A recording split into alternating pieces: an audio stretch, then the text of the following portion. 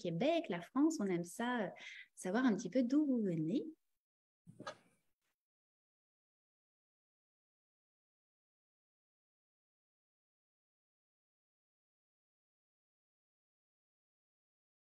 Wow, ça rend à vive allure, hein?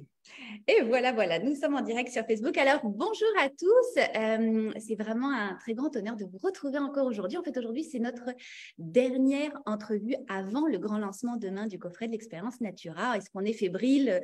Je pense que oui. Alors, on est réunis aujourd'hui, évidemment, pour parler de santé naturelle, de santé intégrale, intégrative. Vous savez que c'est important pour nous, c'est important dans l'expérience Natura. Ça fait maintenant 4 ans qu'on a développé ce concept-là pour vous aider, en fait, à devenir plus autonome dans la gestion de votre santé, avoir accès à des connaissances de base et des outils pratico-pratiques pour retrouver en fait en quelque sorte votre pouvoir de guérison. Alors, le coffret de l'expérience Natura donc, est en vente dès demain. C'est 13 formations en ligne que vous pouvez suivre pendant 1 an. Mais le gros plus de cette année, c'est que 8 formations sont accessibles à vie. Alors, vous avez amplement le temps de les suivre. 4 grandes sphères qui vont être impactées finalement par ces formations-là, les soins du corps et de la peau, le cycle menstruel, la sexualité, le développement personnel et la nutrition. Il y en a vraiment pour tout le monde et des sujets très complémentaires qu'on a voulu couvrir cette année, beaucoup de sujets qu'on n'en avons jamais couverts durant les dernières années. Alors aujourd'hui, on va parler de plantes adaptogènes et de sommeil, l'un des plus grands mots de notre société, on verra ça avec Lydia. Je suis très heureuse et honorée de retrouver 2 formatrices qui ont déjà fait partie des coffrets de l'expérience Natura et qu'on voulait absolument encore avoir cette année. Il s'agit de Véronique Tanguay et de Lydia Bosson.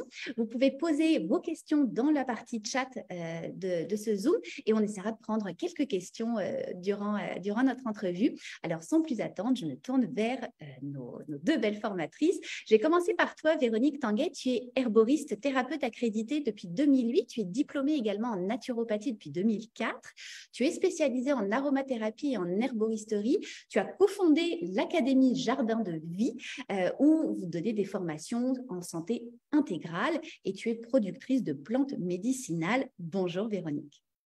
Bonjour, Aurore. Je suis en train de me dire comment je fais tout ça finalement, mais j'y arrive. Oui, tout à fait. La description est parfaite. Alors justement, Véronique, dis-nous un petit peu comment tu es arrivée dans ce monde-là des plantes. Eh bien, je pense que j'y suis toujours été. En fait, à 15 ans, je faisais pousser ces belles fleurs des immortelles. Puis j'avais déjà démarré mon entreprise de fleurs séchées. J'avais mes cartes d'affaires, je faisais des bouquets. J'ai toujours été entrepreneur. Puis en me dirigeant pour étudier l'horticulture, la croissance des plantes, j'ai bifurqué tout de suite en herboristerie. Donc finalement, c'est des plantes séchées pour boire en tisane comme le romarin, la sauge, la lavande. Donc j'ai toujours été finalement dans ce domaine où se sont ajoutées année après année d'autres formations, là, donc l'aromathérapie, la naturopathie, puis toujours recevoir davantage en herboristerie. Je jasais avec une collègue justement en fin de semaine, puis on se rappelait à quel point les simples, donc les plantes de base, où est-ce que c'est tout à fait possible de se soigner en connaissant une quinzaine, une vingtaine de plantes médicinales, puis que même si dans notre arsenal en tant que thérapeute, on vient qu'à en connaître des centaines, je me dis, mais comment je faisais il y a 20 ans, faire de la consultation sans nécessairement connaître les plantes adaptogènes, tous les champignons, les plantes exotiques et tout ça, mais il y a toujours possibilité aussi de travailler avec ces simples qui nous entourent. Donc, c'est de découvrir lesquels nous conviennent. Donc, c'est ainsi, ça a comme toujours été mon chemin qui est la voie de l'enseignement puis de la consultation. Génial. Merci d'être avec nous de nouveau pour Merci. Cette année.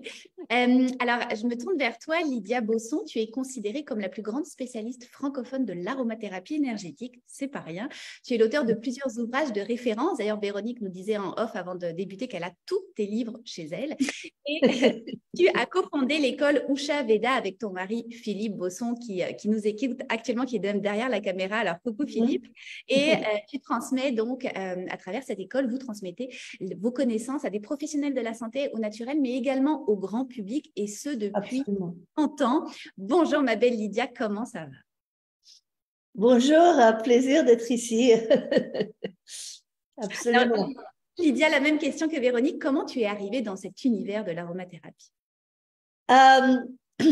Comment je suis? C'est une question qu'on me pose souvent et que je suis toujours je suis restée émerveillée. Mais je crois que c'était surtout la découverte de deux huiles essentielles de l'époque, il y a peut-être 40 ans en arrière maintenant, que c'était un néroli et une lavande qu'on m'avait proposé lors d'un passage à vide dans ma vie, on peut le dire comme ça. Et puis ça avait un tel effet que comme je suis curieuse de nature, je voulais approfondir. Et puis vous imaginez, tant d'années en arrière, on n'avait pas la panoplie d'enseignants qu'on a aujourd'hui. Et malgré tout, bon, je me suis un peu approprié certaines connaissances. Donc, je suis passée par l'école aromathérapie française classique, anglaise et allemande. Voilà, ça veut dire. Donc, je fais un peu un patchwork de tout ça, mais mon véritable formatage plante, si je peux le dire comme ça, était l'Ayurveda, qui est le système de santé provenant de l'Inde, qui m'a beaucoup plu de la façon dont les plantes étaient apprivoisées, approchées, observées, et la signature des plantes et leur énergie, justement, en fait. Voilà, petit à petit, à l'expérience sur le terrain, la collaboration avec de nombreux thérapeutes de tout terrain m'ont permis d'arriver à ce que j'appelle aujourd'hui l'aromathérapie énergétique. Et je pense que c'est plus d'actualité que jamais, si je peux le dire, sur cette planète. Et on a de plus en plus besoin et je crois que nous tous, on doit apprendre à mieux décoder les messages du vivant, de la nature. Exactement. Et justement, tu l'as mentionné, tu as collaboré avec des médecins et des thérapeutes pour justement rechercher comment traiter les problèmes nocturnes, donc le sommeil, l'insomnie, qui est un des plus grands maux de notre société aujourd'hui. Qu'est-ce qui se passe avec notre sommeil, Lydia? Alors, ce qui se passe, ça veut dire, c'est vrai que le trouble du sommeil, c'est pas quelque chose de nouveau, c'est quelque chose qui existe depuis longtemps. Il faut quand même savoir que l'industrie pharmaceutique, ça reste le chiffre d'affaires numéro 1 des somnifères. C'est juste quelque chose qu'il faut avoir conscient. Les coûts liés au trouble du sommeil sont énormes. Ça veut dire, on sait que la Suisse dépense 10 milliards de francs suisses par année pour couvrir tous les problèmes en fait qui sont liés à ces troubles. Ça veut dire le Canada 19 000 dollars, 36 milliards d'euros en France. Donc on voit c'est quand même quelque chose qui coûte très cher à la société, les troubles du sommeil. Si je parle de troubles du sommeil, ça veut dire j'inclus tout ce qui est lié à ce problème de sommeil. Et l'autre chose qu'il faut être conscient, qu'on est peut-être conscient, aucun remède sur la planète et aucune plante peut remplacer le sommeil. C'est notre remède numéro 1 pour se remettre en forme. Et évidemment, si ce remède numéro 1 est troublé et va pas bien, ça veut dire le prix à payer est très, très cher et très, très élevé. Donc, il est vrai que depuis la pandémie, les troubles du sommeil ont encore plus augmenté pour des raisons les plus diverses et les causes les plus diverses. Et c'est vrai, en collaboration avec des médecins psychiatres, avec des médecins, avec des thérapeutes de tout horizon, etc., il fallait trouver des solutions parce que, de nouveau, il n'y a rien qui remplace le sommeil. Et pour finir, c'est vrai, on est arrivé à des conclusions, à des méthodes, à des protocoles, à des routines à adopter pour améliorer notre sommeil parce que peut-être on n'est pas encore au niveau de l'insomnie, mais peut-être on a des signes précurseurs qui font, ça veut dire peut-être je me réveille au milieu de la nuit, pourquoi? Ça veut dire peut-être j'arrive pas à m'endormir, pourquoi? Ça veut dire, etc., etc. Et on ne va pas traiter tous les troubles du sommeil de la même manière. Ça demande différentes méthodes, différentes plantes. Et c'est vrai qu'au niveau des plantes, on a beaucoup, beaucoup de solutions qu'on peut explorer et qui sont très efficaces.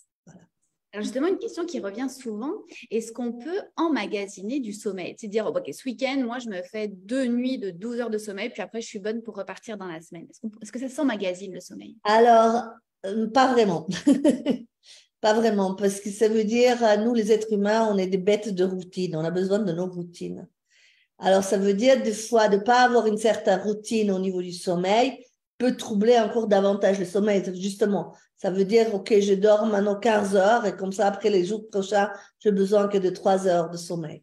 Non, ça ne fonctionne pas comme ça, malheureusement. Ça veut dire ça peut créer plus de troubles qu'autre chose dans ce sens-là.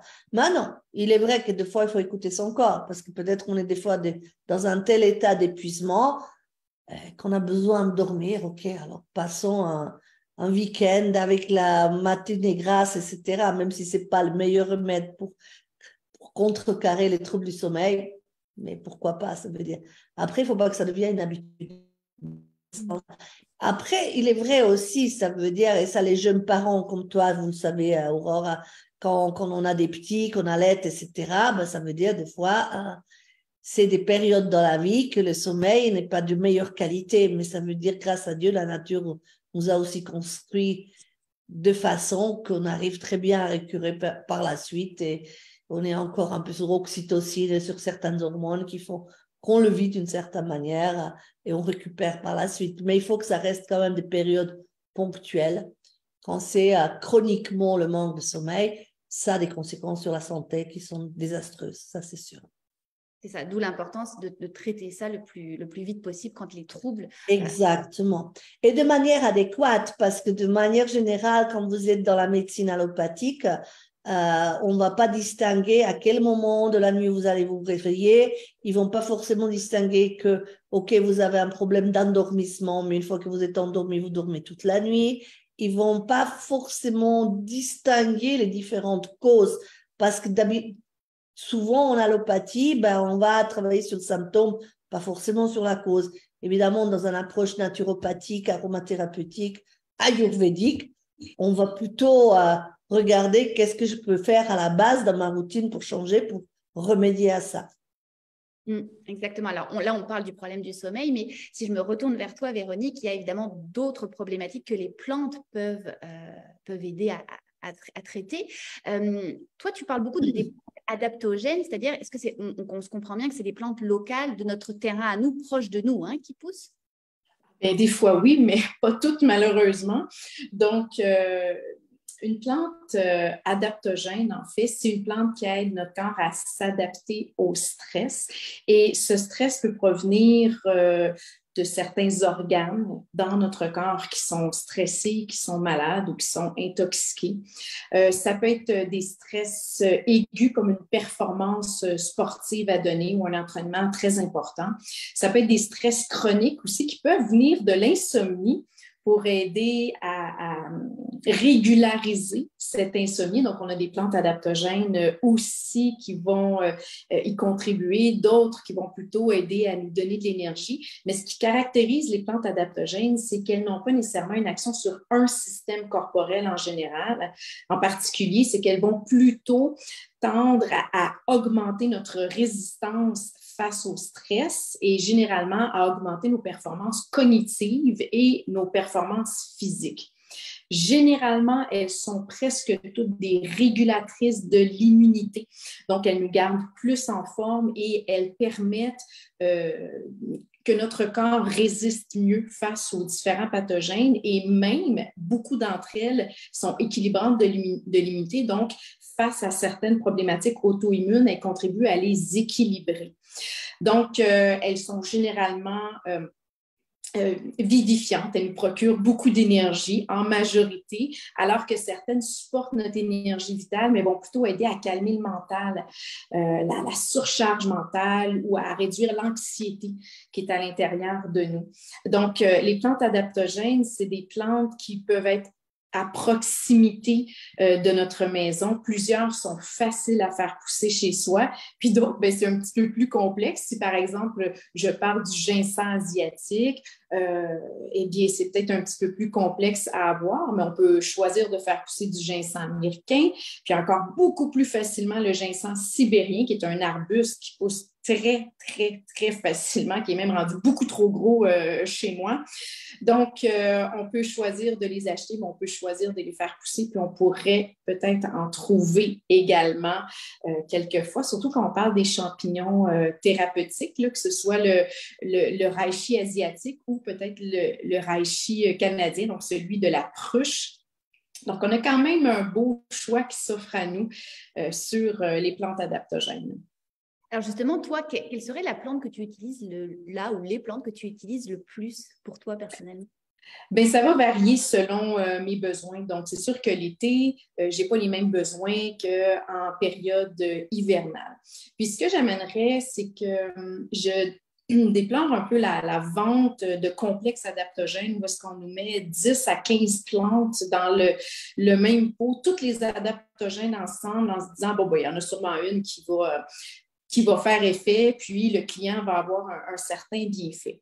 Mon objectif de cette formation-là, c'est d'aider à faire le tri et la distinction à travers chacune de ces plantes adaptogènes, puis que chacun d'entre nous soit en mesure de sélectionner laquelle en ce moment de ma vie, selon la saison, le stress à gérer, l'énergie vitale, le sommeil évidemment aussi, les performances cognitives qui sont demandées, l'équilibre hormonal, l'équilibre immunitaire, donc laquelle en ce moment dans ma vie est-ce que j'ai besoin. Donc moi, les plantes varient beaucoup, mais je me fais souvent un cocktail de plantes, souvent saison par saison que je renouvelle. J'ai autant de plantes des plantes simples de base, que ce soit l'ortie, le pissenlit, est toujours une adaptogène. Ces temps-ci, en début de période automnale, moi, j'adore le Schisandra. C'est une vigne que je fais pousser chez moi qui donne ces petites baies très utilisées en médecine chinoise, qu'on appelle la baie des 5 saveurs, puis qui permet d'être reliée à tous les éléments, mais aussi aux différents organes qui supportent notre organisme. Donc, c'est une petite baie qui procure beaucoup d'énergie physique et psychique. Puis quand l'automne arrive, avec toutes les formations qui sont lancées, c'est ce que j'ai besoin. Puis elle a une spécificité, c'est-à-dire qu'elle va aider à régénérer et protéger les fonctions du foie. Donc, lorsque le foie se porte mieux, souvent l'équilibre hormonal est également plus harmonieux. Donc, j'aime beaucoup le Schisandra. Puis, avec tout le tourbillon d'activité automnale, moi, j'adore le basilic sacré que je vous parle aussi dans la formation. Donc, une plante, peut-être Lydia, tu sais, en Inde, c'est une plante de base, mais on n'a pas les mêmes variétés de basilic sacré en Inde que ce que je fais pousser au Québec, qui est beaucoup plus floral, tellement délicieux à boire en tisane, qui augmente la vitalité, mais en même temps qui calme la charge mentale, qui est vraiment aligner les pensées, à être capable de focusser sur une action à la fois de manière très, très efficace. C'est tout le contraire de la poule pas de tête. Là. Donc, le basilic sacré, il s'appelle Tulsi, ce qui veut dire l'incomparable, oui. Hein, je veux dire. Alors, j'adore le basilic sacré. Donc, comme il est si bon à boire en tisane, bien, ça fait partie des infusions au quotidien. Merci Véronique. Alors, je me tourne vers toi, Lydia. Comment justement l'aromathérapie énergétique peut nous aider à améliorer notre sommeil? C'est un petit peu le thème de ta formation. Est-ce que tu peux déjà nous donner quelques petites astuces par rapport à ça? Oui, et déjà, ça veut dire, on sait en aromathérapie, il y a des plantes qui sont sédatives et calmantes. Ça veut dire, là, j'invente rien de nouveau. Il y a beaucoup d'œuvres à ce sujet qui vont le confirmer. Néanmoins, ça veut dire on va aller un peu de manière plus spécifique. Ça veut dire, si les troubles du sommeil, on va voir un peu les origines, effectivement. Est-ce que c'est lié à une indigestion? Est-ce que c'est lié à une faiblesse peut-être? Si je me réveille vers 1h du matin, est-ce que c'est lié à une faiblesse peut-être pulmonaire? Si c'est un peu plus tard, est-ce que c'est un problème du niveau du foie, etc. Donc, on va pas utiliser forcément les mêmes plantes, les mêmes huiles essentielles. Donc, on va, comme je disais avant, on va regarder vraiment un peu l'origine, ça veut dire justement les heures où je suis le plus alerte vont me donner une indication quel organe est peut-être en faiblesse. Donc, c'est ça un peu qu'on va découvrir. D'autre part aussi, ça veut dire d'autres influences qu'on peut avoir. Hein. Ça veut dire, il y a peut-être des gens, en Ayurveda, quand on est un sujet très vata, c'est quelqu'un qui a beaucoup d'air, qui brasse beaucoup d'air, qui est par contre très créatif, etc. Mais ça c'est peut-être des personnes, quand on a beaucoup de cet élément air dans notre organisme, on va avoir plus de fragilité nerveuse d'une part, et on va moins bien digérer les protéines le soir. Donc, il faudra peut-être à ce moment-là commencer à manger les protéines plutôt à midi Et le soir, peut-être rester avec, on va manger peut-être tout simplement une assiette de pâtes avec une sauce, avec des légumes, une soupe de légumes, etc. Et peut-être rien que ça peut déjà remédier aux problématiques si vous êtes un sujet Vata, en fait. Après, il y a des personnes que peut-être leurs troubles du sommeil sont liés au fait qu'ils n'arrivent pas à débrancher de leur journée. Ça veut dire qu'ils sont une hyperactivité mentale et ça va peut-être troubler leur endormissement parce que vous savez, c'est le genre de truc, vous allez vous coucher et vous n'arrivez pas à calmer votre esprit. Hein. Vous êtes encore en train de réfléchir, qu'est-ce que vous allez pas faire la journée, qu'est-ce que vous devez faire le lendemain, etc., etc. On n'arrive pas à vider l'esprit. Et là, effectivement, ça veut dire dans l'enseignement, je vais aussi parler de certains mantras qu'on peut citer pour s'endormir, qui sont hyper efficaces, qu'on a testé, retesté sur des sujets vraiment très insomniaques, combinés avec des huiles essentielles qui vont faciliter le lâcher-prise. Donc, on va justement plus aller dans un détail pour voir un peu, OK, moi, je suis plutôt un problème de sommeil, c'est parce que j'arrive pas à me débrancher de mon travail quotidien, hein. OK, ou parce que j'ai des soucis, ou parce que j'ai des fois des troubles cardiovasculaires aussi, parce que les troubles du sommeil peuvent cacher des autres troubles, hein. Ça veut dire typiquement des personnes avec des tachycardies, d'hypertension n'arrivent pas à dormir souvent à cause de leur pathologie, à cause de leurs troubles. Et dans ce cas-là, ça veut dire on va traiter avec des autres plantes qui vont avoir aussi un effet sur le système cardiovasculaire. On a par exemple une plante qui s'appelle Kevra, qui est très mal connue en aromathérapie, comme beaucoup de plantes intéressantes malheureusement. Mais ça, c'est une plante qui est extrêmement spasmolytique, donc elle va décrisper complètement. Et pour moi, ça veut dire les sages-femmes l'utilisent pour stopper les contractions prématurées, par exemple, elle est très efficace pour ça, mais ça veut dire elle décrispe, hein. Ça veut dire elle enlève toutes les crampes et en fait tous ces problèmes d'oppression au niveau du cœur, de tachycardie, etc. Avec respirer cette plante, boire l'hydrolat de cette plante.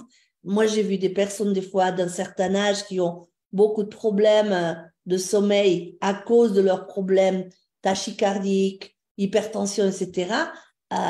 Ça veut dire en un laps de temps extrêmement court, le problème est complètement éliminé. Et ça, j'étais heureusement témoin à plusieurs reprises. C'est très encourageant quand on voit ça, ouais. Alors, ta formation, évidemment, est très, très complète. Puis, on l'aura compris, il faut agir sur notre sommeil maintenant si on a des problèmes parce que ça peut évidemment avoir… Exactement. Et être plus spécifique quand on agit. Je crois que c'est vraiment ça. Parce que très souvent, si vous voulez, dans une approche aromathérapeutique classique, on va dire, tu as des problèmes d'endormissement, tu prends un peu de lavande, un peu d'ylang-ylang et tu vas dormir. Ça peut fonctionner, mais ça ne fonctionne pas toujours. Parce que les problèmes ne sont pas toujours de même origine. Donc, c'est l'histoire, dans mon enseignement, c'est surtout un peu arriver dans comprendre un peu plus spécifiquement qu'est-ce qui est mon trouble, qu'est-ce qui fait que j'ai ce problème et qu'est-ce que je peux adapter comme mesure et comme remède, en fait. Génial. Alors, est-ce que tu peux nous donner un conseil vis-à-vis de notre sommeil que les gens pourraient mettre en pratique dès ce soir pour passer une meilleure nuit? Alors, un conseil qu'on peut mettre des pratiques. Déjà, peut-être juste améliorer l'air de votre chambre à coucher. Ça paraît très, très anodin et pourtant, c'est plus important qu'on s'imagine. Ça veut dire bien aérer la chambre à coucher. Vous allez me dire, elle dit n'importe quoi, mais c'est vrai. Parce qu'en fait, plus on oxygène la chambre à coucher, et ça, c'est peut-être quelque chose aussi à savoir. Ça veut dire pourquoi pas diffuser dans une chambre à coucher dans l'après-midi des huiles essentielles, type la pruche. Au Canada, vous avez des super conifères, la pruche, l'épinette, etc. Pour en fait amener un peu ces pinènes qui ont un effet d'oxygénation au niveau de l'organisme. Donc, déjà, effet secondaire, on ronfle moins, ce qui peut être aussi agréable pour le conjoint, parce que c'est vrai, des fois, le trouble du sommeil sont liés à des bruits voisins qui ne sont pas agréables. Et on va parler aussi du ronflement, justement, dans cet enseignement. Ça veut dire aussi des remèdes spécifiques anti-ronflement. Et ça veut dire, voilà. Et puis après, peut-être tout simplement mettre des huiles essentielles qui nous amènent le lâcher prise, tout simplement. Ça peut être de l'ylang-ylang, un peu d'orange. Ils sont des huiles essentielles qui ont un effet qui nous amène un peu dans un monde onirique et de rêve. Et c'est vrai que c'est très difficile à dépenser à la comptabilité pendant que tu respires l'odeur du ylang-ylang. Ça veut dire tu lâches prise, là. Voilà, tout simplement. Donc ça, c'est vrai, vous pouvez le faire tout de suite et ça peut être que sympathique au niveau de nos rêves, tout simplement. On t'en donnera des nouvelles demain pour notre grand lancement. On verra si... Oui, absolument. Merci Lydia. Alors, je me tourne vers toi, Véronique. La formation que tu offres dans l'expérience Natura, donc c'est les plantes adaptogènes, s'y retrouver et choisir celles appropriées pour optimiser sa santé. Est-ce que pareil, tu peux nous donner en quelques mots ce que les gens vont vraiment apprendre avec ta formation? Alors, ce que les gens vont apprendre, on fait le tour de 22 plantes adaptogènes populaires. Généralement, c'est facile à se procurer sous diverses formes. Puis, ça permet de comprendre sous quelle forme nous allons consommer ces plantes. Est-ce qu'on parle d'infusion, de décoction, de teinture végétale ou de suppléments? Donc, on débroussaille tout ça. Et par la suite, il y a la présentation très spécifique sur chacune des plantes. Pourquoi je choisirais plus elle que elle? Parce que la majorité d'entre elles contribuent à nous donner de l'énergie, puis à stimuler notre immunité, mais elles ont quand même leur spécificité. Puis, on va faire par la suite une forme de tableau pathologique. Donc, par exemple, si je veux plus spécifiquement travailler sur mon immunité, on va revoir en résumé celles qui sont plus spécifiques. Si c'est plus pour l'énergie ou la perte de poids, donc on va revoir d'une autre façon les plantes pour essayer de se les approprier, de choisir celle qui convient le mieux selon notre portrait ou nos besoins. Alors, donc, c'est une belle formation dont l'objectif, c'est vraiment de vous accompagner à être capable de sélectionner une ou deux plantes qui seraient vraiment à ce moment-ci les plus appropriées pour vous, puis être capable de les changer par vous-même au fur et à mesure que vos besoins changent, peut-être au cours des saisons, rush de travail, vacances, etc. Mais toujours avoir ces plantes qui nourrissent l'énergie vitale, qui stimulent notre immunité, puis nos fonctions cognitives aussi. Merveilleux. Alors, on sent qu'on est vraiment entre de bonnes mains avec ta formation comme celle de Lydia. Alors, j'aimerais, avant qu'on se quitte, Véronique, que tu nous donnes toi aussi un petit conseil. Ah oui, bien, moi, définitivement, je vous conseille de manger plus de champignons. Vous allez me dire, hein? Plus de champignons. Les champignons sous toutes les formes qu'ils existent, donc ceux comestibles, évidemment. Donc, les champignons, c'est phénoménal à quel point ce sont des super aliments. Tous les champignons ont cette capacité d'équilibrer notre système immunitaire et la majorité d'entre eux équilibrent les taux de cholestérol, la pression artérielle et ont une action équilibrante sur les taux de sucre sanguin. Ce sont des immunomodulateurs et par la suite, c'est chacun d'entre eux possède certaines spécificités. Donc, peut-être, il y a le populaire champignon de Paris qui a longtemps été réputé pour être plus ou moins intéressant ou être vide, mais en fait, même le champignon de Paris a quelques-unes de ces propriétés-là. Mais quand on passe au portobello ou surtout au shiitake qui se vendent maintenant au Québec, dans toutes les épiceries communes, à côté des champignons de Paris, on a les shiitake également, on a des enoki, on commence à voir dans les marchés publics les crinières de lion. Là, présentement, bon, on a plein d'autres champignons qui sont disponibles pour le plaisir du goût, mais sachez que la majorité d'entre eux possèdent diverses propriétés médicinales. Alors, même si on les introduit seulement sous forme culinaire, dans les bouillons, à travers les sautés, etc., donc évidemment, tous ces champignons sont toujours cuits avant de les consommer parce que ça permet de transformer la chitine, qui est une forme de fibre à l'intérieur difficile à métaboliser pour notre organisme. Donc, c'est de vraiment les introduire au quotidien. Puis, ben, moi, j'ai même des trucs, là, j'ai des champignons en poudre, fait que ça rentre même dans les crêpes des enfants sans qu'ils s'en rendent compte. Donc, on finit par en glisser un petit peu partout pour vraiment bénéficier de leur magnifique qualité thérapeutique.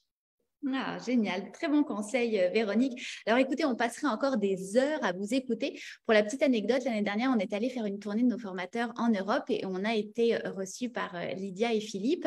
On avait 1 heure de rencontre dans leur bureau. On s'est retrouvés à passer la soirée chez eux, dans leur cuisine. Ils ont fait un risotto aux asperges absolument délicieux. Alors, quand Lydia est partie, vous verrez dans sa formation, elle est très, très généreuse de son savoir, tout comme Véronique. On a beaucoup de commentaires dans le chat en nous disant tellement passionnant, vous êtes passionnés, vraiment, on a hâte au coffret. Oui, oui, oui, nous aussi, on a très, très hâte. C'est demain, en tout cas dans la nuit, là, que le panier va ouvrir. On se retrouve de toute façon demain à midi pour le grand lancement du coffret. Et puis, on l'aura compris aujourd'hui avec Véronique Tanguay et Lydia Bosson, le coffret de l'expérience Natura, on ne vous donne pas des recettes toutes faites, des recettes magiques. En fait, on vous donne énormément de connaissances fiables pour que vous puissiez après vous-même adapter à ce qui vous concerne vous, que vous puissiez faire vos propres choix par vous-même, des choix autonomes et des choix éclairés. Alors, merci infiniment à toutes les deux d'avoir été là aujourd'hui. Merci de faire partie de l'expérience Natura, cette 4e édition. C'est un projet de cœur qu'on mène depuis 4 ans. Alors, on est vraiment très fiers de vous avoir avec nous. Merci à vous qui nous avez écoutés. J'ai vu qu'il y avait de la Belgique, la France, le Québec. Merci d'avoir été avec nous. Merci à ceux qui vont nous écouter en rediffusion. Et je vous le rappelle, le coffret de l'expérience Natura, c'est 13 formations en ligne, disponibles pendant 1 an, mais 8 formations, plus de la moitié sont disponibles à vie. Alors, vous avez amplement le temps de les suivre. C'est vraiment une mine d'informations que vous allez pouvoir utiliser dans votre vie de tous les jours en étant de plus en plus autonome dans la gestion de votre santé. Alors, je vous souhaite une très belle fin de journée. Prenez soin de vous, faites rayonner votre santé jusqu'à demain et on se retrouve demain pour le grand live de lancement. Merci à tous. Merci à toi. Merci, bye.